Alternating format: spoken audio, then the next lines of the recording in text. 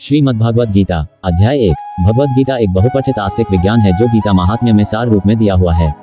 इसमें यह उल्लेख है कि मनुष्य को चाहिए कि वह श्री कृष्ण के भक्त की सहायता से संवीक्षण करते हुए भगवद गीता का अध्ययन करे और स्वार्थ प्रेरित व्याख्याओं के बिना उसे समझने का प्रयास करे। अर्जुन ने जिस प्रकार से साक्षात भगवान कृष्ण से गीता सुनी और उसका उपदेश ग्रहण किया, इस प्रकार की स्पष्ट अनुभूति का उदाहरण भगवद गीता में ही है। यदि उसी गुरु परंपरा से निजी स्वार्थ से प्रेरित हुए बिना किसी को भगवद गीता समझने का सौभाग्य प्राप्त हो तो वह समस्त वैदिक ज्ञान तथा विश्व के समस्त शास्त्रों के अध्ययन को पीछे छोड़ देता है। पाठक को भगवद गीता में न केवल अन्य शास्त्रों की सारी बातें मिलेंगी अपितु ऐसी बातें भी मिलेंगी जो अन्यत्र कहीं उपलब्ध नहीं है। यही गीता का विशिष्ट मानदंड है। स्वयं भगवान श्री कृष्ण द्वारा साक्षात उच्चरित होने के कारण ये पूर्ण आस्तिक विज्ञान है। महाभारत में वर्णित धृतराष्ट्र तथा संजय की वार्ताएं इस महान दर्शन के मूल सिद्धांत का कार्य करती हैं। माना जाता है कि इस दर्शन की प्रस्तुति कुरुक्षेत्र के युद्धस्थल में हुई जो वैदिक युग से पवित्र तीर्थस्थल रहा है। इसका प्रवचन भगवान द्वारा मानव जाति के पथ प्रदर्शन हेतु तब किया गया जब वे इस लोक में स्वयं उपस्थित थे। धर्मक्षेत्र शब्द सार्थक है क्योंकि कुरुक्षेत्र के युद्धस्थल में अर्जुन के पक्ष में श्री भगवान स्वयं उपस्थित थे। कौरवों का पिता धृतराष्ट्र अपने पुत्रों की विजय की संभावना के विषय में अत्यधिक संदिग्ध था। अतः इसी संदेह के कारण उसने अपने सचिव से पूछा, उन्होंने क्या किया? वह आश्वस्त था कि उसके पुत्र तथा उसके छोटे भाई पांडु के पुत्र कुरुक्षेत्र की युद्धभूमि में निर्णयात्मक संग्राम के लिए एकत्र हुए हैं। फिर भी उसकी जिज्ञासा सार्थक है। वह नहीं चाहता था कि भाइयों में कोई समझौता हो, अतः वह युद्धभूमि में अपने पुत्रों की नियति, भाग्य, भावी के विषय में आश्वस्त होना चाह रहा था। चूंकि इस युद्ध को कुरुक्षेत्र में लड़ा जाना था, जिसका उल्लेख वेदों में स्वर्ग के निवासियों के लिए भी तीर्थस्थल के रूप में हुआ है, अतः धृतराष्ट्र अत्यंत भयभीत था कि इस पवित्र स्थल का युद्ध के परिणाम पर न जाने कैसा प्रभाव पड़े। उसे भलीभांति ज्ञात था कि इसका प्रभाव अर्जुन तथा पांडु के अन्य पुत्रों पर अत्यंत अनुकूल पड़ेगा क्योंकि स्वभाव से वे सभी पुण्यात्मा थे।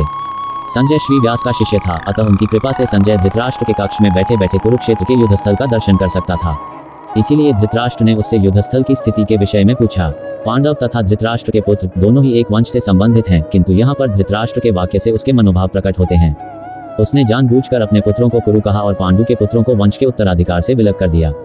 इस तरह पांडु के पुत्रों अर्थात अपने भतीजों के साथ धृतराष्ट्र की विशिष्ट मनस्थिति समझी जा सकती है। जिस प्रकार धान के खेत से अवांछित पौधों को उखाड़ दिया जाता है, उसी प्रकार इस कथा के आरंभ से ही ऐसी आशा की जाती है कि जहां धर्म के पिता श्री कृष्ण उपस्थित हो वहां कुरुक्षेत्र रूपी खेत में दुर्योधन आदि धृतराष्ट्र के पुत्र रूपी अवांछित पौधों को समूल नष्ट करके युधिष्ठिर आदि नितांत धार्मिक पुरुषों की स्थापना की जाएगी। यहाँ धर्मक्षेत्र तथा कुरुक्षेत्र शब्दों की उनकी ऐतिहासिक तथा वैदिक महत्ता के अतिरिक्त यही सार्थकता है। अध्याय 2। भौतिक पदार्थों के प्रति करुणा, शोक तथा अश्रु ये सब असली आत्मा को न जानने के लक्षण हैं। शाश्वत आत्मा के प्रति करुणा ही आत्म साक्षात्कार है। इस श्लोक में मधुसूदन शब्द महत्वपूर्ण है। कृष्ण ने मधु नामक असुर का वध किया था और अब अर्जुन चाह रहा है कि कृष्ण उस अज्ञान रूपी असुर का वध करे जिसने उसे कर्तव्य से विमुख कर रखा है। यह कोई नहीं जानता कि करुणा का प्रयोग कहाँ होना चाहिए। डूबते हुए मनुष्य के वस्त्रों के लिए करुणा मूर्खता होगी। अज्ञान सागर में गिरे हुए मनुष्य को केवल उसके बाहरी पहनावे अर्थात स्थूल शरीर की रक्षा करके नहीं बचाया जा सकता। जो इसे नहीं जानता और बाहरी पहनावे के लिए शोक करता है वह शूद्र कहलाता है, अर्थात वह वृथा ही शोक करता है। अर्जुन तो क्षत्रिय था, अतः उससे ऐसे आचरण की आशा न थी, किंतु भगवान कृष्ण अज्ञानी पुरुष के शोक को विनष्ट कर सकते हैं और इसी उद्देश्य से उन्होंने भगवद गीता का उपदेश दिया। यह अध्याय हमें भौतिक शरीर तथा आत्मा के वैश्लेषिक अध्ययन द्वारा आत्म साक्षात्कार का उपदेश देता है, जिसकी व्याख्या परम अधिकारी भगवान कृष्ण द्वारा की गई है। यह साक्षात्कार तभी संभव है जब मनुष्य निष्काम भाव से कर्म करे और आत्मबोध को प्राप्त हो। अध्याय 3। श्री भगवान कृष्ण ने पिछले अध्याय में अपने घनिष्ठ मित्र अर्जुन को संसार के शोक सागर से उबारने के उद्देश्य से आत्मा के स्वरूप का विशद वर्णन किया है और आत्म साक्षात्कार के जिस मार्ग की संस्तुति की है वह है बुद्धियोग या कृष्ण भावनामृत। कभी कभी कृष्ण भावनामृत को भूल से जड़ता समझ लिया जाता है और ऐसी भ्रांत धारणा वाला मनुष्य भगवान कृष्ण के नाम जप द्वारा पूर्णतया कृष्ण भावना भावित होने के लिए प्रायः एकांत स्थान में चला जाता है। किंतु कृष्ण भावनामृत दर्शन में प्रशिक्षित हुए बिना एकांत स्थान में कृष्ण नाम जप करना ठीक नहीं। इससे अबोध जनता से केवल सस्ती प्रशंसा प्राप्त हो सकेगी। अर्जुन को भी कृष्ण भावनामृत या बुद्धियोग ऐसा लगा मानो वह सक्रिय जीवन से संन्यास लेकर एकांत स्थान में तपस्या का अभ्यास हो। दूसरे शब्दों में वह कृष्ण भावनामृत को बहाना बनाकर चातुरीपूर्वक युद्ध से जी छुड़ाना चाहता था। किंतु एकनिष्ठ शिष्य होने के नाते उसने यह बात अपने गुरु के समक्ष रखी और कृष्ण से सर्वोत्तम कार्य विधि के विषय में प्रश्न किया। उत्तर में भगवान ने तृतीय अध्याय में कर्मयोग अर्थात कृष्ण भावना भावित कर्म की विस्तृत व्याख्या की। अध्याय 4। यहाँ पर हमें भगवद गीता का इतिहास प्राप्त होता है। यह अत्यंत प्राचीन बताया गया है, जब इसे सूर्यलोक इत्यादि संपूर्ण लोकों के राजा को प्रदान किया गया था। समस्त लोकों के राजा विशेष रूप से निवासियों की रक्षा के निमित्त होते हैं, अतः राजनिवर्ग को भगवद गीता की विद्या को समझना चाहिए जिससे वे नागरिकों प्रजा पर शासन कर सकें और उन्हें कामरूपी भवबंधन से बचा सकें। मानव जीवन का उद्देश्य भगवान के साथ अपने शाश्वत संबंध के आध्यात्मिक ज्ञान का विकास है और सारे राज्यों तथा समस्त लोगों के शासनाध्यक्षों को चाहिए कि शिक्षा, संस्कृति तथा भक्ति द्वारा नागरिकों को ये पाठ पढ़ाएं। दूसरे शब्दों में सारे राज्य के शासनाध्यक्ष कृष्ण भावनामृत विद्या का प्रचार करने के लिए होते हैं, जिससे जनता इस महाविद्या का लाभ उठा सके और मनुष्य जीवन के अवसर का लाभ उठाते हुए सफल मार्ग का अनुसरण कर सके। इस मनवंतर में सूर्यदेव विवस्वान कहलाता है, यानी सूर्य का राजा, जो सौरमंडल के अंतर्गत समस्त ग्रहों लोकों का उद्गम है। ब्रह्म संहिता में 5.52 कहा गया है, पच्चक्षुरेश सविता सकल ग्रहाणा राजा समस्त सुरमूर्तिरेशेष तेजा यस्याज्ञया भ्रमति संभूत काल चक्रो गोविंद मध्य पुरुषोत्तम भजामि। ब्रह्मा जी ने कहा, मैं उन श्री भगवान गोविंद की पूजा करता हूँ जो आदि पुरुष हैं और जिनके आदेश से समस्त लोकों का राजा सूर्य प्रभुत शक्ति तथा ऊष्मा धारण करता है। ये सूर्य भगवान के नेत्र तुल्य है और यह उनकी आज्ञानुसार अपनी कक्षा को तय करता है। सूर्य सभी लोकों का राजा है तथा सूर्यदेव विवस्वान सूर्य ग्रह पर शासन करता है, जो ऊष्मा तथा प्रकाश प्रदान करके अन्य समस्त लोकों को अपने नियंत्रण में रखता है। सूर्य कृष्ण के आदेश पर घूमता है और भगवान कृष्ण ने विवस्वान को भगवद गीता की विद्या समझाने के लिए अपना पहला शिष्य चुना। अतः गीता किसी मामूली सांसारिक विद्यार्थी के लिए कोई काल्पनिक भाष्य नहीं, अपितु ज्ञान का मानक ग्रंथ है जो अनंत काल से चला आ रहा है। महाभारत में शांति पर्व 348.51 हमें गीता का इतिहास इस रूप में प्राप्त होता है। त्रेतायुगादो च ततो विवस्वान मनवे ददो मनुष्य लोक नृत्यर्थ सुता इक्ष्वाक्वे ददो इक्ष्वाकुना च कथितो व्याप्य लोकान्वस्थितः। तारांकन त्रेतायुग के आदि में विवस्वान ने परमेश्वर संबंधी इस विज्ञान का उपदेश मनु को दिया और मनुष्यों के जनक मनु ने इसे अपने पुत्र इक्ष्वाकु को दिया। इक्ष्वाकु इस पृथ्वी के शासक थे और उस रघुकुल के पूर्वज थे जिसमें भगवान श्री राम ने अवतार लिया। इससे प्रमाणित होता है कि मानव समाज में महाराज इक्ष्वाकु के काल से ही भगवद गीता विद्यमान थी। इस समय कलियुग के केवल 5000 वर्ष व्यतीत हुए हैं, जबकि इसकी पूर्णायु 4,32,000 वर्ष है। इसके पूर्व द्वापर युग 8 लाख वर्ष था और इसके भी पूर्व त्रेतायुग 12 लाख वर्ष था। इस प्रकार लगभग 20,05,000 वर्ष पूर्व मनु ने अपने शिष्य तथा पुत्र इक्ष्वाकु से, जो इस पृथ्वी के राजा थे, श्रीमद् भगवद गीता कही। वर्तमान मनु की आयु लगभग 30 करोड़ 53 लाख वर्ष अनुमानित की जाती है, जिसमें से 12 करोड़ 4 लाख वर्ष बीत चुके हैं। यह मानते हुए कि मनु के जन्म के पूर्व भगवान ने अपने शिष्य सूर्यदेव विवस्वान को गीता सुनाई, मोटा अनुमान यह है कि गीता कम से कम 12 करोड़ 4 लाख वर्ष पहले कही गई और मानव समाज में ये 20 लाख वर्षों से विद्यमान रही। इसे भगवान ने लगभग 5000 वर्ष पूर्व अर्जुन से पुनः कहा। गीता के अनुसार ही तथा इसके वक्ता भगवान कृष्ण के कथन के अनुसार यह गीता के इतिहास का मोटा अनुमान है। सूर्यदेव विवस्वान को इसीलिए गीता सुनाई गई क्योंकि वह क्षत्रिय था और उन समस्त क्षत्रियों का जनक है जो सूर्यवंशी हैं। चूंकि भगवद गीता वेदों के ही समान है क्योंकि इसे श्री भगवान ने कहा था, अतः ये ज्ञान अपौरुषेय है। चूंकि वैदिक आदेशों को यथारूप में बिना किसी मानवीय विवेचना के स्वीकार किया जाता है, फलतः गीता को भी किसी सांसारिक विवेचना के बिना स्वीकार किया जाना चाहिए। संसारी तार्किक जन अपनी अपनी विधि से गीता के विषय में चिंतन कर सकते हैं, किंतु ये यथारूप भगवद गीता नहीं है। अतः भगवद गीता को गुरु परंपरा से यथारूप में ग्रहण करना चाहिए। यहाँ पर यह वर्णन हुआ है कि भगवान ने इसे सूर्यदेव से कहा, सूर्यदेव ने अपने पुत्र मनु से और मनु ने अपने पुत्र इक्ष्वाकु से कहा। अध्याय 5 भगवद गीता के इस पंचम अध्याय में भगवान बताते हैं कि भक्तिपूर्वक किया गया कर्म शुष्क चिंतन से श्रेष्ठ है। भक्ति पथ अधिक सुगम है क्योंकि दिव्य स्वरूपा भक्ति मनुष्य को कर्म बंधन से मुक्त करती है। द्वितीय अध्याय में आत्मा तथा उसके शरीर बंधन का सामान्य ज्ञान बतलाया गया है। उसी में बुद्धियोग अर्थात भक्ति द्वारा इस भौतिक बंधन से निकलने का भी वर्णन हुआ है। तृतीय अध्याय में यह बताया गया है कि ज्ञानी को कोई कार्य नहीं करने पड़ते। चतुर्थ अध्याय में भगवान ने अर्जुन को बताया है कि सारे यज्ञों का पर्यवसान ज्ञान में होता है, किंतु चतुर्थ अध्याय के अंत में भगवान ने अर्जुन को सलाह दी कि वह पूर्ण ज्ञान से युक्त होकर उठ करके युद्ध करे। अतः इस प्रकार एक ही साथ भक्तिमय कर्म तथा ज्ञानयुक्त कर्म की महत्ता पर बल देते हुए कृष्ण ने अर्जुन के संकल्प को भ्रमित कर दिया है। अर्जुन ये समझता है कि ज्ञानमय संन्यास का अर्थ है इंद्रिय कार्यों के रूप में समस्त प्रकार के कार्यकलापों का परित्याग, किंतु यदि भक्ति योग में कोई कर्म करता है तो फिर कर्म का किस तरह त्याग हुआ। दूसरे शब्दों में वह ये सोचता है कि ज्ञानमय संन्यास को सभी प्रकार के कार्यों से मुक्त होना चाहिए क्योंकि उसे कर्म तथा ज्ञान असंगत से लगते हैं। ऐसा लगता है कि वह ये नहीं समझ पाया कि ज्ञान के साथ किया गया कर्म बंधनकारी न होने के कारण अकर्म के ही तुल्य है। अतः वह पूछता है कि वह सब प्रकार से कर्म त्याग दे या पूर्ण ज्ञान से युक्त होकर कर्म करे। अध्याय 6 इस अध्याय में भगवान बताते हैं कि अष्टांग योग पद्धति मन तथा इंद्रियों को वश में करने का साधन है, किंतु इस कलियुग में सामान्य जनता के लिए इसे संपन्न कर पाना अत्यंत कठिन है। यद्यपि इस अध्याय में अष्टांग योग पद्धति की संस्तुति की गई है, किंतु भगवान बल देते हैं कि कर्मयोग या कृष्ण भावनामृत में कर्म करना इससे श्रेष्ठ है। इस संसार में प्रत्येक मनुष्य अपने परिवार के पालनार्थ तथा अपनी सामग्री के रक्षार्थ कर्म करता है, किंतु कोई भी मनुष्य बिना किसी स्वार्थ, किसी व्यक्तिगत तृप्ति के, चाहे वह तृप्ति आत्मकेंद्रित हो या व्यापक, कर्म नहीं करता। पूर्णता की कसौटी है कृष्ण भावनामृत में कर्म करना, कर्म के फलों का भोग करने के उद्देश्य से नहीं। कृष्ण भावनामृत में कर्म करना प्रत्येक व्यक्ति का कर्तव्य है, क्योंकि सभी लोग परमेश्वर के अंश हैं। शरीर के अंग पूरे शरीर के लिए कार्य करते हैं। शरीर के अंग अपनी तुष्टि के लिए नहीं, अपितु पूरे शरीर की तुष्टि के लिए कार्य करते हैं। इसी प्रकार जो जीव अपनी तुष्टि के लिए नहीं, अपितु परब्रह्म की तुष्टि के लिए कार्य करता है, वही पूर्ण सन्यासी या पूर्ण योगी है। कभी कभी सन्यासी सोचते हैं कि उन्हें सारे कार्यों से मुक्ति मिल गई, अतः वे अग्निहोत्र यज्ञ करना बंद कर देते हैं, लेकिन वस्तुतः वे स्वार्थी हैं क्योंकि उनका लक्ष्य निराकार ब्रह्म से तादात्म्य स्थापित करना होता है। ऐसी इच्छा भौतिक इच्छा से तो श्रेष्ठ है, किंतु ये स्वार्थ से रहित नहीं होती।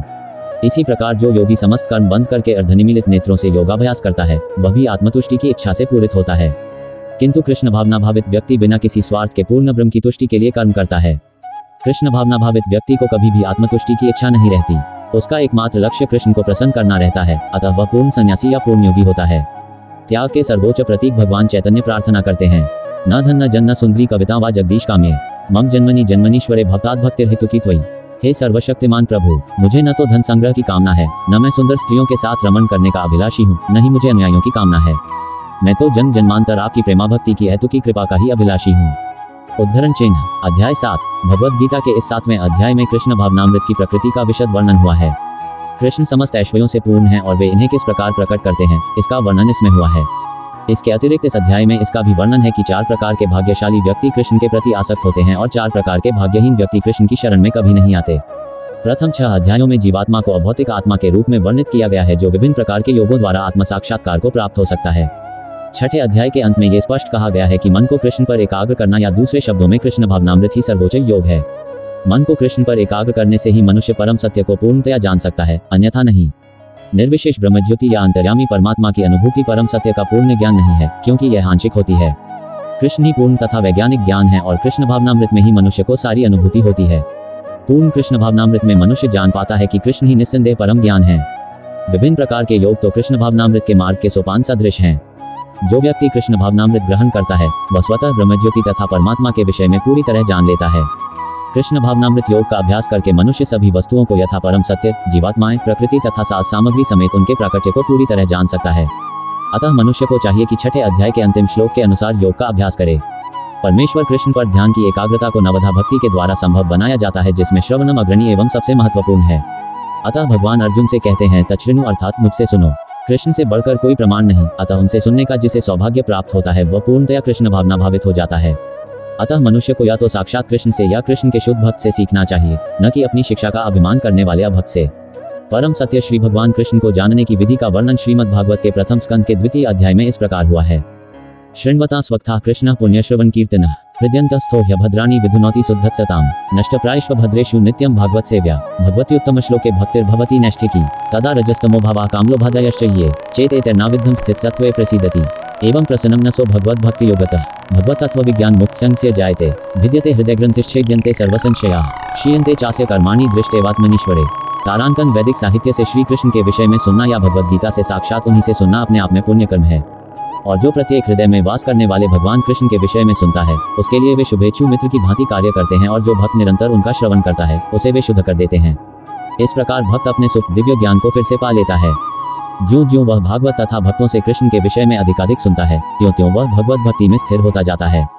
भक्ति के विकसित होने पर वह रजो तथा तमोगुणों से मुक्त हो जाता है और इस प्रकार भौतिक काम तथा लोभ कम हो जाते हैं।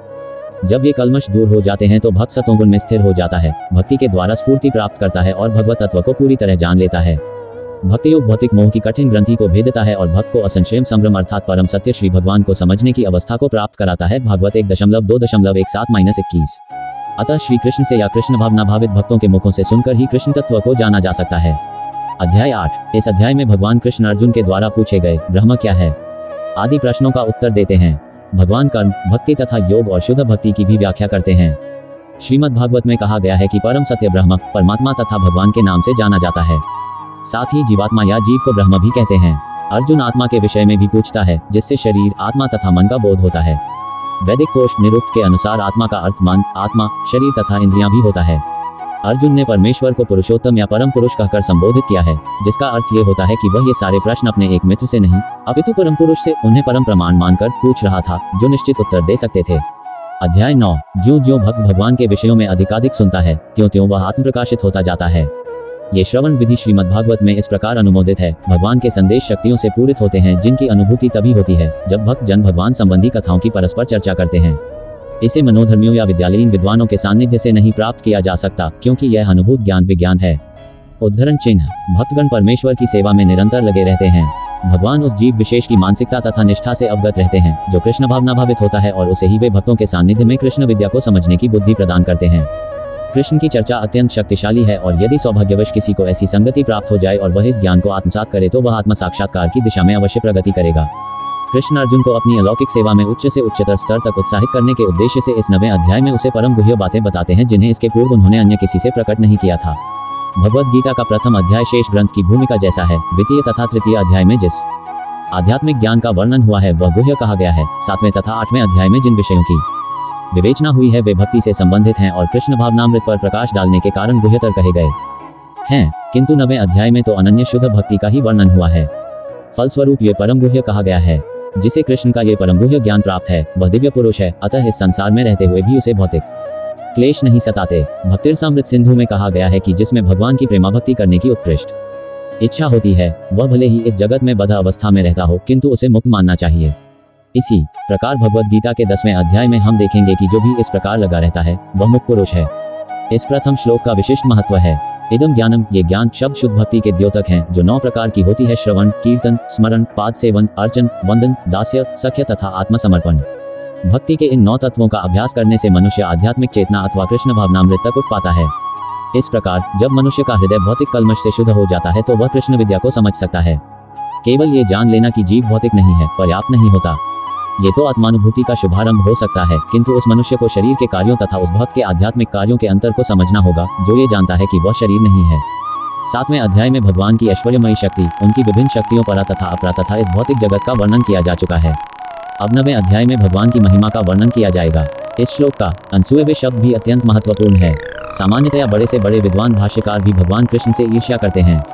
यहाँ तक कि बहुश्रुत विद्वान भी भगवद गीता के विषय में अशुद्ध व्याख्या करते हैं। चूंकि वे कृष्ण के प्रति ईर्ष्या रखते हैं अतः उनकी टीकाएं व्यर्थ होती हैं। केवल कृष्ण भक्तों द्वारा की गई टीकाएं ही प्रामाणिक हैं। कोई भी ऐसा व्यक्ति जो कृष्ण के प्रति ईर्ष्यालु है न तो भगवद गीता की व्याख्या कर सकता है न पूर्ण ज्ञान प्रदान कर सकता है। जो व्यक्ति कृष्ण को जाने बिना उनके चरित्र की आलोचना करता है वह मूर्ख है। अतः ऐसी टीकाओं से सावधान रहना चाहिए।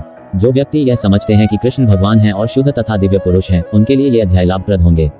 अध्याय 10। पराशर मुनि ने भगवान शब्द की व्याख्या इस प्रकार की है: जो पूर्ण रूप से ऐश्वर्य, संपूर्ण शक्ति, संपूर्ण यश, संपूर्ण धन, संपूर्ण ज्ञान, संपूर्ण सौंदर्य तथा संपूर्ण त्याग से युक्त है वह भगवान है। जब कृष्ण इस धराधाम में थे तो उन्होंने 6 ऐश्वर्यों का प्रदर्शन किया था। फलतः पराशर जैसे मुनियों ने कृष्ण को भगवान रूप में स्वीकार किया है। अब अर्जुन को कृष्ण अपने ऐश्वर्यों तथा कार्य का और भी गुह्य ज्ञान प्रदान कर रहे हैं। इसके पूर्व 7वें अध्याय से प्रारंभ करके वे अपनी शक्तियों तथा उनके कार्य करने के विषय में बता चुके हैं।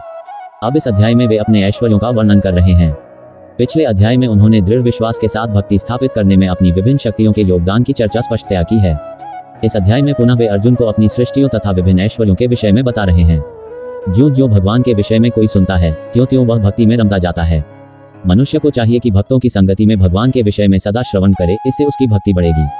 भक्तों के समाज में ऐसी चर्चाएं केवल उन लोगों के बीच हो सकती हैं जो सचमुच कृष्ण भावनामृत के इच्छुक हों। ऐसी चर्चाओं में अन्य लोग भाग नहीं ले सकते। भगवान अर्जुन से स्पष्ट शब्दों में कहते हैं कि चूंकि तुम मुझे अत्यंत प्रिय हो अतः तुम्हारे लाभ के लिए ऐसी बातें कह रहा हूँ।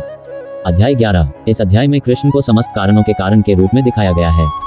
यहाँ तक कि वे उन महाविष्णु के भी कारण स्वरूप हैं जिनसे भौतिक ब्रह्मांडों का उद्भव होता है। कृष्ण अवतार नहीं है, वे समस्त अवतारों के उद्गम हैं। इसकी पूर्ण व्याख्या पिछले अध्याय में की गई है। अब जहाँ तक अर्जुन की बात है उसका कहना है कि उसका मोह दूर हो गया है। इसका अर्थ ये हुआ कि वह कृष्ण को अपना मित्र स्वरूप सामान्य मनुष्य नहीं मानता अपितु उन्हें प्रत्येक वस्तु का कारण मानता है।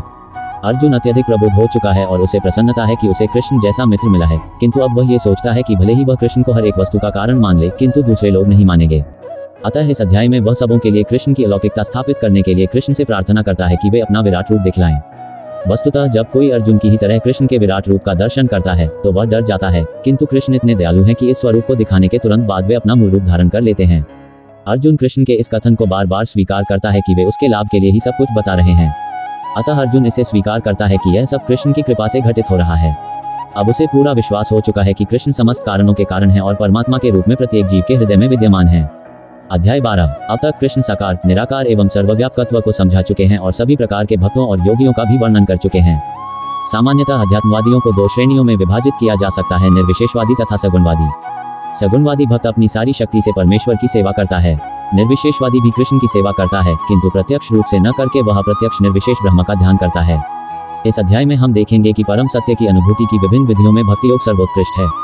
यदि कोई भगवान का सानिध्य चाहता है तो उसे भक्ति करनी चाहिए। जो लोग भक्ति के द्वारा परमेश्वर की प्रत्यक्ष सेवा करते हैं वे सगुणवादी कहलाते हैं।